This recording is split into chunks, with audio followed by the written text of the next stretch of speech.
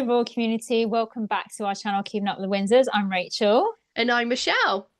And in today's episode, we're going to be chatting about a new interview given by a former royal aide to William and Catherine. We've also got some news on Queen Camilla. And at the end, a little bit of news about William and Catherine again. That's happened today, Shell. Super excited, really, really excited. We're going to do the main portion of the show, talking about the interview with Jason Knauf. This is like a out of the blue thing. I never knew this was happening. And all of a sudden it's like, hey, there's this interview. Yeah, exactly. And we was actually chatting about this on our VIP Royal Community Zoom call, which we had last week. So if you're part of that, thank you to everyone that joins. And if you want to be part of that, you can over on Ko-fi. The link will be in the description. And also, if you're enjoying all of our royal news that we give every single week, make sure that you're subscribed to the channel and put your notifications on so you're notified of any time that we put up a new video.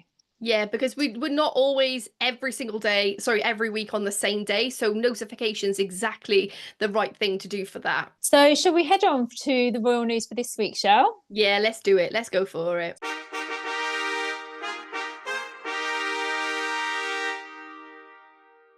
So I'm going to be looking down because I've got some notes on my iPad.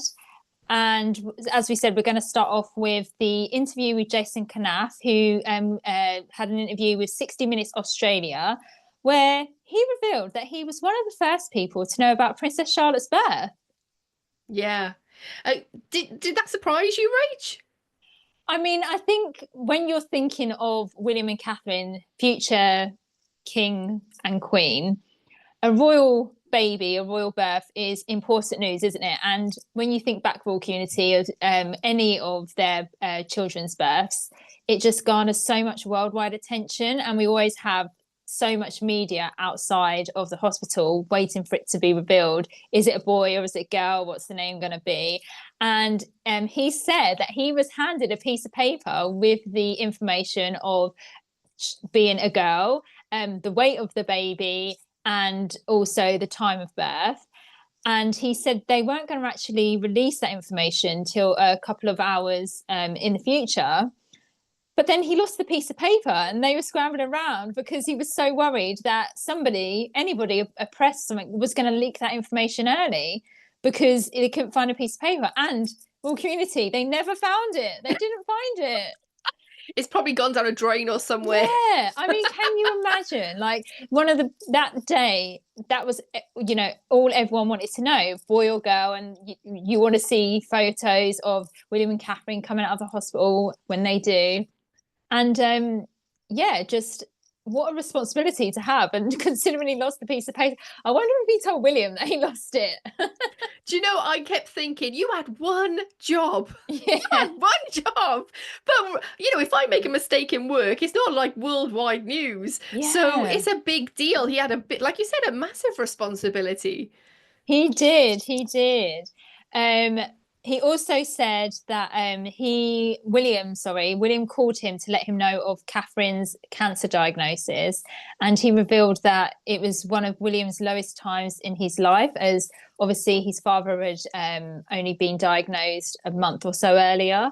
So Jason Knauf is someone that even now he still works indirectly with William because he works with the Earthshot Prize Awards. He doesn't work for the Prince and Princess of Wales, but there is still that common connection. And I think when you're working with someone for that many years, especially a royal advisor in the role that he had, you probably become quite close and friends more than colleagues, right? So especially someone in that position would need to know the ins and outs of not just their public life, but their personal lives as well. Yeah, and like you said, Rach, they would be working super closely, working long hours and seeing them not just in their role, their duty, but more in a personal sense as a father, as a mother, and how they interact with other people and the real personalities of them, not just like I say, the persona of who they think, oh, who we assume they are. He knows who they are. Yeah, and it was interesting because he said if they weren't the future king and queen, they wouldn't really care. They don't care about the fame and the spotlight. They just like to get on with their work. They're not interested in that side of what a royal life brings.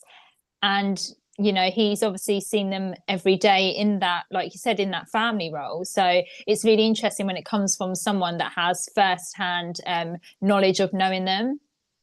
Yeah. Yeah.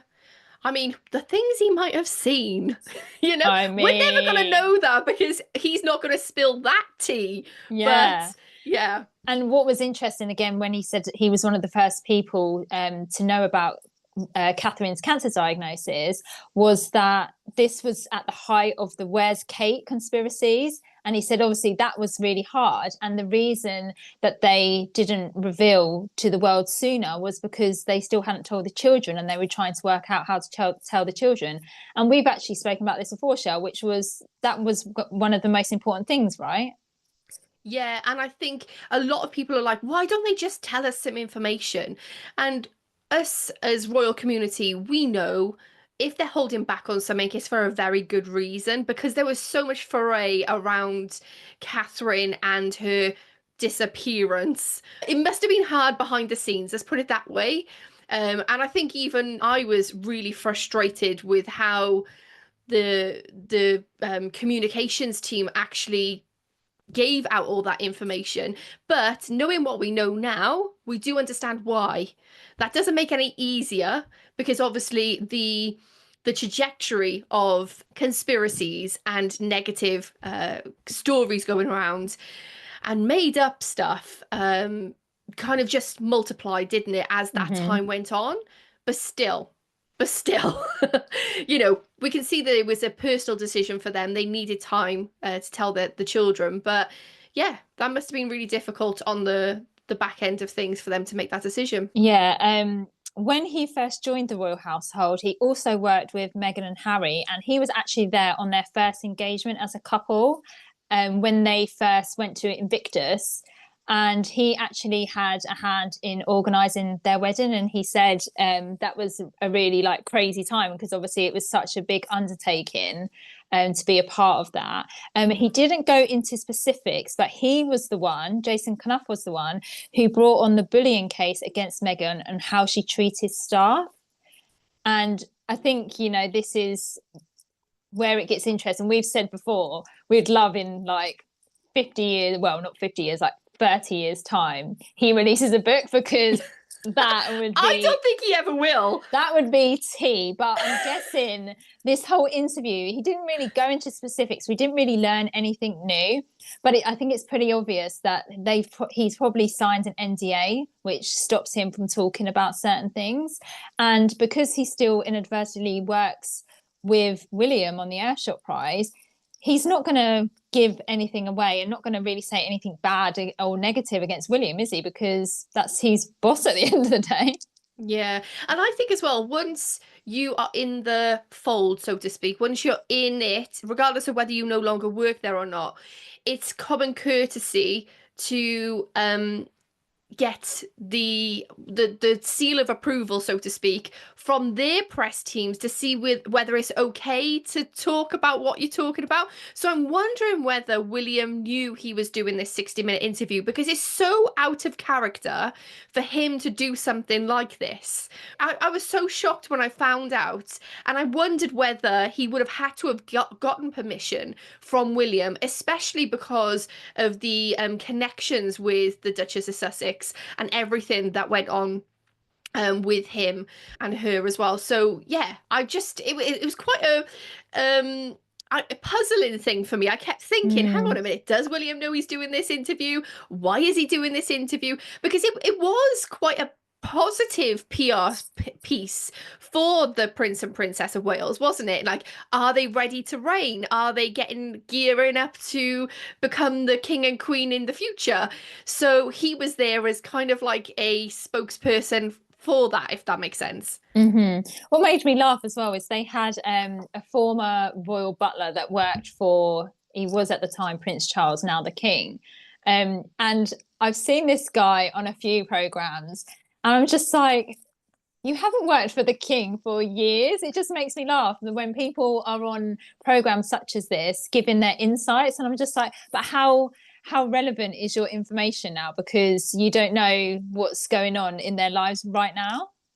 I guess it depends on how he's presenting himself, because obviously he can only give what he can give now, but that, it's a bit like us. We've never worked for the royals, but Mm, we know so much about them. So I think as well you gain such a respect for the role and for the monarchy once you've been working for them. So there was a guy on the UK Big Brother this year that was King Charles's butler.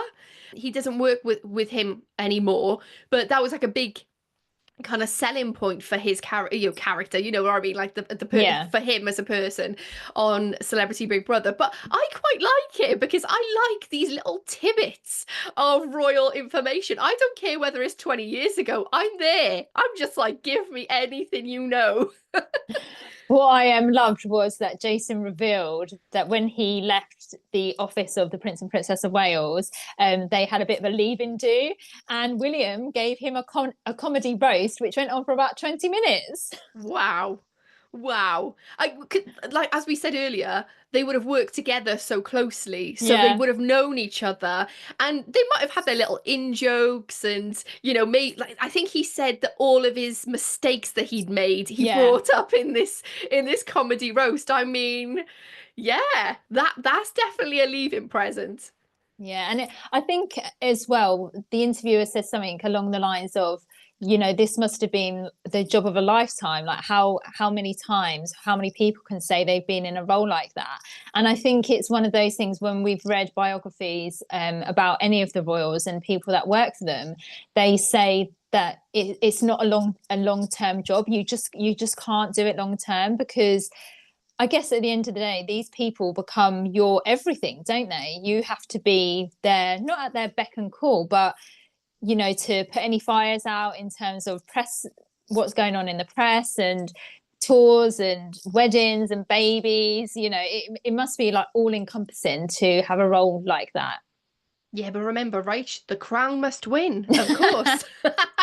So you've got to just be on it constantly. Yeah. And also, I kept thinking of Harry's spear book and thinking, was he the fly, the wasp, or the Oh, what was the yeah. bee? Like, Yeah. who is he talking about, if any? But also, one thing when I was watching it in particular, it made me think of it in a different way. I guess I didn't think of it this way, but when he mentioned Catherine and the King with their cancer diagnosis, and that was William's lowest point. He'd never seen him as low. It also reminded me that yeah, he could have lost his dad and his wife, and he would have had to have gone to the crown. Become king with all of that grief on his own. I mean, that's not to say he wouldn't find somebody else, but you know what I mean. Hmm. And I never thought of that because I was just like, they got the best healthcare, they're gonna be amazingly fine. Like, we've got so many, that was just my hopefulness in me, right? And I'm so glad that that is the case right now. But Hmm. that thought didn't even cross my mind. But when it got brought up, it made a lot of sense, and we Yeah. had all of that chat about, when oh my gosh, I've forgotten his name, the gentleman who committed suicide. Thomas Kingston. Yeah, just around his death, and then that he had the memorial for one of his, I think it was his godfather or something on the Greek royal family side. He was supposed to be speaking that day, and he just like disappeared. He dropped, and we were like, okay, well, what is this about? It's got to be something massive, Hmm. Yeah. right? For him to have not gone to that engagement and with everything else going on. Um, and we just assumed that might have been around the time that Catherine found out about her cancer. Those were big moments in William's life. And I think looking back on it, we'll realize how strong he was coming back and doing those engagements afterwards. And to put on that brave face through all of that shock and grief and tragedy he would have faced in such a short period of time. You know, he did put duty first. After, when he came back for his engagements afterwards, that's just really, really difficult. But we digress. We digress. What did you think of the interview in its entirety? Do you think it worked as a piece of good PR for William and Catherine in Australia? I think it was a good piece of PR, but it's nothing really that we haven't heard before. Like, obviously, we've never heard the Charlotte story, but it's not like he gave us anything new and anything that we didn't know before, really. Yeah, and to be fair, it was literally like a 20-minute interview. It wasn't that long either. Yeah. As I say, they didn't really go into specifics. They didn't really go into Harry and Meghan. The question was asked of, what do you think that at any point in time Harry would come back into the royal fold? And he kind of skirted around the issue, and he said all he said was, I wish them the best. Yeah, yeah. I wanted to bring a bit of context in to his relationship with the Duke and Duchess of Sussex, and in particular with the Duchess of Sussex, because in 2018, Jason was the private secretary for William and the communications secretary for Harry and Meghan. He did resign a month later after the court case that he was involved in, which I'll speak about in a moment. But Rach, those are two big, actually huge roles to fulfill in the royal household. I think I always assumed that would have been two separate people. I just wondered why he would have been doing both. Would this have been from the split of the two, when they split between Harry and Meghan versus the Kensington Palace side of things? You know, Yeah. Those are two massive roles. Yeah, it's interesting, isn't it? But I think as well, it's like whenever we've spoken about how the royal socials, you know, when you've got Sophie and Edward and the King and Queen Camilla, it's interesting because they all share the same press office, and I think that was the case with Kensington Royal at the time. It was William and Catherine and Harry and Meghan together as such, and then when that break happened and it was like the two houses, well, you still, even though that's broken, you still have the same staff. So I guess in a way it was the people that were working with Jason were still helping him with certain aspects of both of the roles, because like you said, like it's a lot for just one person to take on. Yeah, but I guess it's important to know that because he then emailed his concerns to William in October 2018 about Meghan allegedly bullying staff members. In this email, he wrote, "I am very concerned that the Duchess was able to bully two PAs out of the household in the past year." And apparently he did this in an attempt to force Buckingham Palace to protect staff. Now, what's interesting about that is that got leaked to the press. I think in the interview, in the 60 Minutes interview, they said 3 days before the Harry and Meghan interview went live with Oprah. And that always rings alarm bells to me because Meghan said, I'm trying to quote her, I might do this wrong, but didn't she say false, claiming falsehoods about me or about me and Harry in the press? And I think that was an alarm bell for me because 3 days before, to all of a sudden, we don't know who leaked it. Let's put it this way. We do not know who leaked that. But was that a targeted leak, you know? Meghan has always denied the allegations of bullying. And so that kind of does make you think a little bit. But Rach, we also heard about Jason Knauf in the court cases with in the court cases with Meghan and the Associated Newspapers Limited, which is when the Mail on Sunday published her personal letter to her dad, Thomas Markle. Now, Jason Knauf was involved because there was. Can you remember when we did an episode on the podcast about did Meghan lie? And this was like did she lie in court? Because apparently she'd forgotten that she'd given briefing notes to a royal aide, that was Jason Knauf, we found out later, who was in contact with the authors of Finding Freedom. And then she had to apologise in court. Now, bear in mind, she did win that case against them, but they appealed. Now, in the appeal, Jason had to give a witness statement, and the evidence given at court said the book was discussed on a routine basis and discussed directly with the Duchess multiple times in person and over email. So the reason I want to bring this up is because Jason Knauf kind of really give it evidence that went against Meghan in that courtroom. So when we see this and we see that Jason says in the 60-minute interview that you get what you see with William and Catherine, alluding to the fact that you don't get what you see with Meghan and Harry. Maybe I'm reading into that, but that's how I felt it came across on that interview. It's interesting because the background he has with Meghan is very fraught with these situations, and he was the one that actually said that he was arranging the meeting with the authors and she'd provided information to him. So I think there's beef there, isn't there?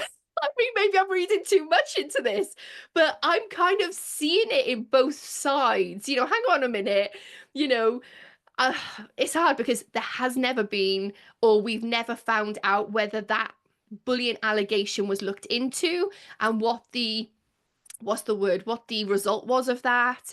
But obviously with the court case, she did win. So yeah, Jason Knauf, this is really interesting that he's actually in front line and center, because that's not his thing, is it? No. He's usually behind it. Behind the scenes, yeah. Running the show as such, should we say. Absolutely. 100%. So yeah, that was a really interesting little interview. Be interesting to see if anything else comes out in the future from Jason. Maybe not. Maybe who knows? Book. Come maybe on, Rach, like you said. Maybe a book. Spill the royalty. Right, moving on, royal community. There's a new puppy in the family. I want to squeal so loud.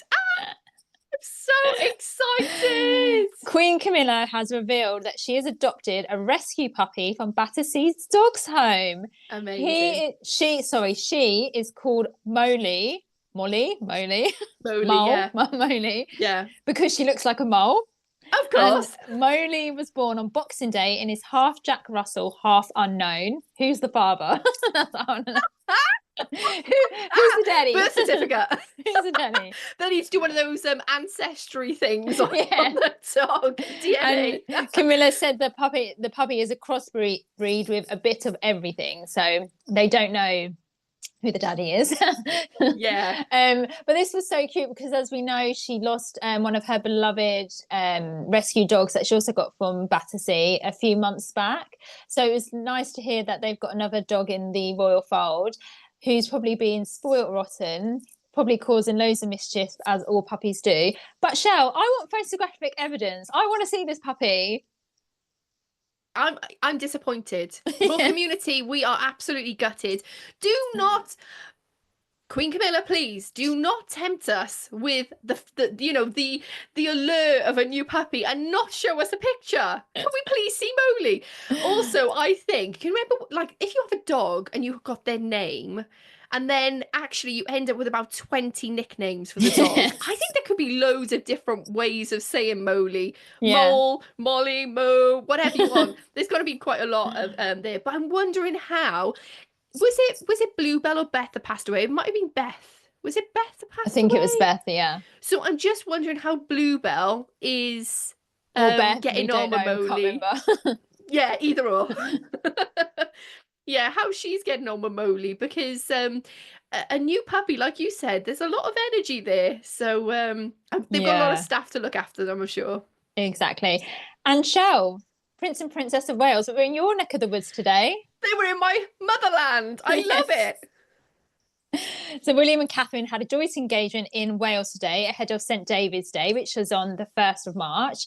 On their first engagement, they visited Pontypridd Market, where they tried making Welsh cakes and chatted with local business owners who were affected by recent floods. Yeah, and you know me, anything in Wales, I'm loving it. But when they were making the Welsh cakes, they're very competitive, William and Catherine. So they're looking at each other to see whether they're, rolling the mixture out in, better than others. And William said, well, I don't know. My stunning baking skills, Mary Berry taught me everything I need to know. He name dropped Mary Berry. I can't believe it. I mean, we know Catherine likes baking, doesn't she? Yeah. But William, whenever you see him at events where he is roped into making food or baking, he's always like, yeah, I don't do this at home. I mean, it's not for everyone, is it? Yeah, I think he's better suited to pulling a pint. Yeah, absolutely. But it was lovely to see them in Wales. They're ahead of St. David's Day on Saturday, which is our basically our patron saint, which is St. David, and we do all things Welsh. And if you want to know more about that, there's a podcast episode that I did a very big deep dive into St. David's Day and what it means, especially royal related. So I will pop the description. So I'll pop the link in the description. And also, if you want to listen to our podcast on Did Meghan Lie, where we go into the real big depths about the court case, I'll pop that in the description for you as well. As you know, we have a podcast. It's over on all of your podcasting streaming sites. So head on over there. And remember, if you are watching us on YouTube, make sure you're subscribed here. Rach, I also want to mention that the king went to the JCB factory and he was unlocking some wheel nuts. He was filling up was it a tractor or something with some petrol? He also went, I can't remember where it was now. He went somewhere and pulled a pint. And then Queen Camilla unveiled a big, lovely bronze statue of the first lady who made money out of writing. I can't remember what the statue was, like the actual lady was called. I'll pop it in the description, royal community. So it's been a busy week.